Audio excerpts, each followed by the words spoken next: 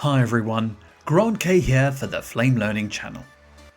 In this video, we'll run through some of the improvements to the batch group workflow in Flame 2017. We'll cover a range of improvements from batch group behaviors, new preferences, and enhancements to batch iterations. These improvements are all based on user feedback, and hopefully they'll be extremely useful in production. You can use your own material to follow along. Just a quick note that if you're starting off in Flame and are new to batch groups, please watch the earlier videos showing the batch group workflow available on the Flame Learning channel. Let's start off with some new behaviors. Firstly, when it comes to loading a batch group in the Flame 2017 products, the hierarchy of the batch group no longer expands. In previous versions, as you loaded a new batch group, it would automatically expand in the media panel. This could be a source of confusion, as the media panel would appear to fill up quite quickly, causing you to lose track of where you are in the media panel. So this small change in behavior should help keep things clear in the media panel, and you only expand the batch group contents as and when you require them. The next usability adjustment deals with how clips move between different groups within the active desktop. For example, we have some clips in a Reels group and we'd like to move them into a batch group. You would select the clips and drag them into the batch group, either through the media panels or directly in batch. In the current default behavior, the clips physically move between the groups. Now there is nothing wrong with this. However, this move behavior differs when loading from the library to the active desktop. When you drag a clip from the library, it creates a copy of the clip. This means you have the original in the library and a copy in the active desktop. This could be for backup purposes or organizational purposes. To mimic the same behavior when moving clips between different groups in the active desktop, you could hold Shift-Alt and drag copies around. But to make the copy behavior more permanent, you need to open the Preferences menu. Go to the User Interface Preferences. Here you will find a toggle option to either move clips to or from batch, or copy clips to or from batch. When you switch to copy and close the preferences, dragging between any groups within the active desktop will automatically make a copy matching the library to desktop behavior. So you could use these options for consistency reasons, organizational, or safety purposes. Just as a reminder, moving a clip between reels within a Reels group or batch group will always just move the clip, unless you use the Shift-Alt keyboard shortcut. Now focusing directly on the batch groups, up until the Flame 2017 products, when it came to the batch setups, they would always default to saving within the current project's directory structure. That would be /user, /discrete, /projects, /project name, and so on. So the setups would typically be saved within the local projects directories on the current system. This is fine for a lot of situations, but it could cause issues for facilities as a whole. If the projects are being moved between multiple Flame and Flare workstations, you don't want to duplicate the setups for each system. Ideally, a single set of centralized setups may be a better way to keep the production pipeline up to date. So in Flame 2017, you now have the ability to choose where your setups will be saved. As an example, if you are in batch and you choose to save as, you will see that it defaults to the project's default directory. So this is the expected behavior of defaulting to the project's home directories as usual. Now open the Preferences menu again and go to the Timeline Effects Batch and Batch Effects Preferences. To the right of the window, a few more options have been added to customize the paths of the batch setups. Notice that you still have the original 3 text boxes to customize the default naming conventions for the batch groups, render nodes, and write nodes. But now you can also customize the default paths for the batch setup, as well as the batch iteration setup. By default, they point to the project home directories. The tilde at the beginning of the path indicates this, followed by the typical batch directories.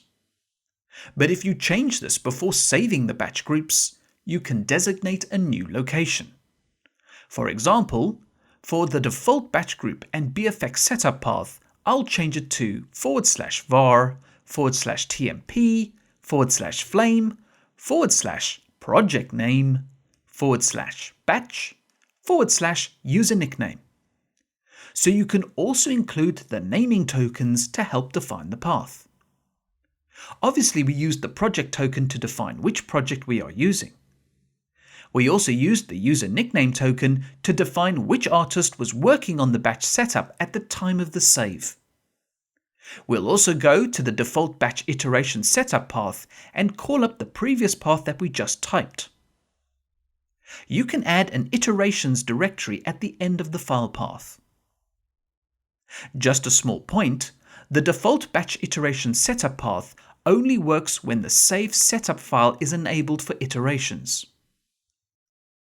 So when we save the batch setup, it will go to this directory.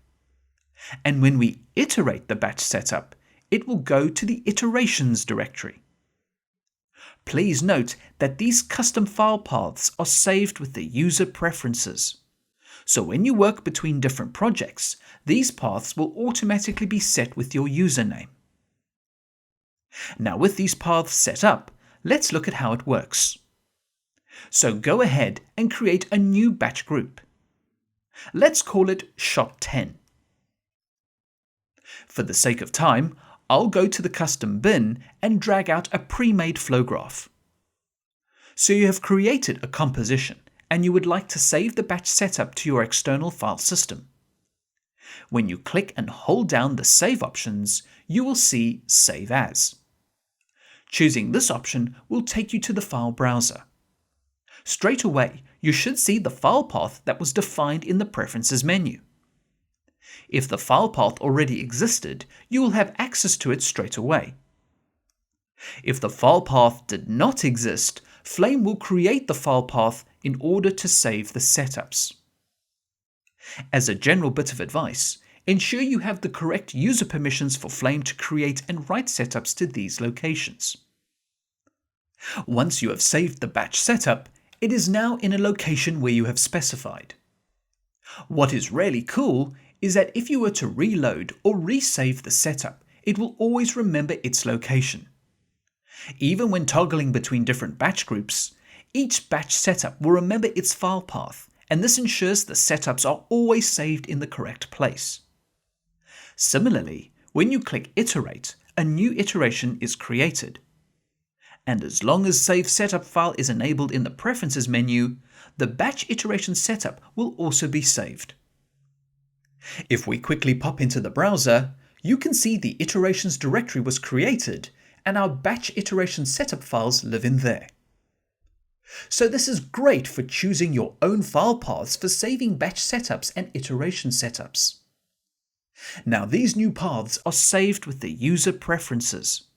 However, you can have even more control with these settings because the functionality is also expanded out via Python hooks. So matching what you could do for naming for batch iterations, render and write nodes, setup file paths can also be defined through Python.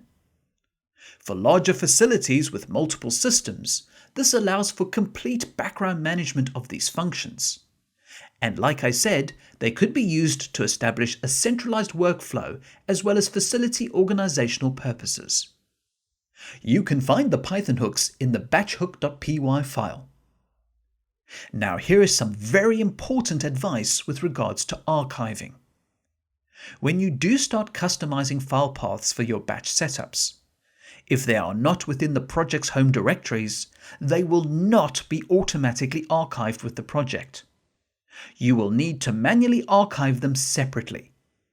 Please remember this important point so you don't lose any valuable metadata. Now, aside from saving batch setups and batch iterations outside of Flame, you can save batch groups and batch setups within the Flame ecosystem. For example, you can drag a batch setup or batch iteration for that matter and save it into the library. Note that the name of the batch setup and its iteration number is applied to the copy in the library. Now obviously, the name of the batch setup is important. However, there are quite a few cases where you might not want the iteration number. Say for instance, this is your final setup. In previous versions, the iteration number token was always mandatory. In Flame 2017, this is no longer the case. You can edit the batch setup name either before or after you save the setup and remove the iteration number token. So the iteration numbering token is not compulsory except in one instance. When you are actually in the process of iterating a batch setup, in order for Flame to track the iterations correctly, it will add an iteration number to the setup in order to maintain the workflow.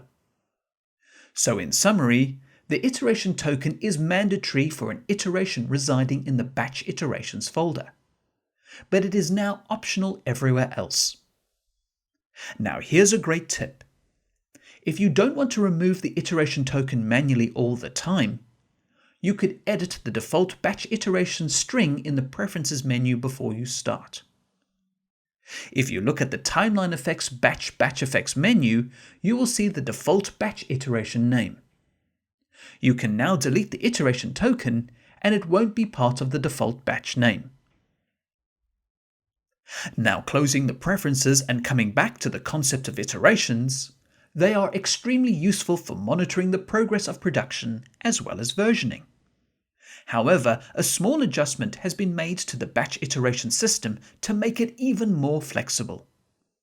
I'll switch over to another batch group, which is shot 20. Now I haven't created any iterations yet.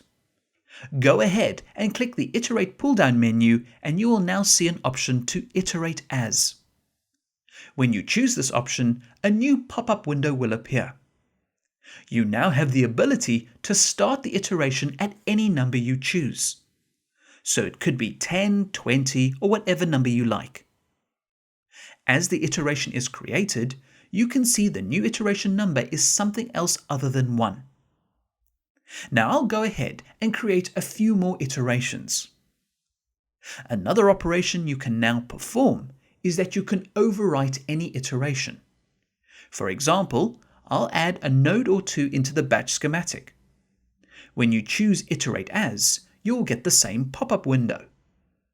Simply by setting the number to match an existing iteration will allow you to overwrite it. So you can now create iterations, replace the current one, as well as overwrite existing ones. This should help you be more efficient when managing iterations. The final small function we'll look at is when you copy batch setups between batch groups. So in the shot 10 batch group, I'd like to copy this into the shot 20 batch group. You might be developing the shot further in another batch group or pairing something off. The main point is that when you drag the setup from shot 10 to shot 20, the duplicated batch setup will now be renamed as follows. The old name batch setup name is renamed to shot 20, which is then followed by its iteration number. In previous versions of Flame and Flare, the batch setup would retain the name of the original batch group as well as the name of the current batch group. Some artists complained that the name was messy. However, it did help to trace where a batch setup originated from. If you prefer to have that type of naming standard, you can re-enable the old behavior in the Preferences. Open the Preferences menu and go to the Timeline Effects Batch Effects Preferences. By default, Append Original Name is off. This is the new 2017 behavior. If you enabled it, you will return to the previous naming behavior. Closing the Preferences and once again copy the batch setup from shot 10 to shot 20. You have now the batch group name, which is shot 20, followed by an iteration number, followed by the original shot 10 name and its iteration number. So with this name, it's easy to trace the origins of the batch setup. You can decide which one you prefer to work with. So that covers a lot of the batch group improvements and workflows, which I hope you will find useful with Flame 2017. Be sure to check out the other videos covering the features, workflows and updates to the Flame 2017 products. Comments, feedback and suggestions are always welcome and appreciated. Thank you for watching, and please subscribe to the Flame Learning channel for future videos.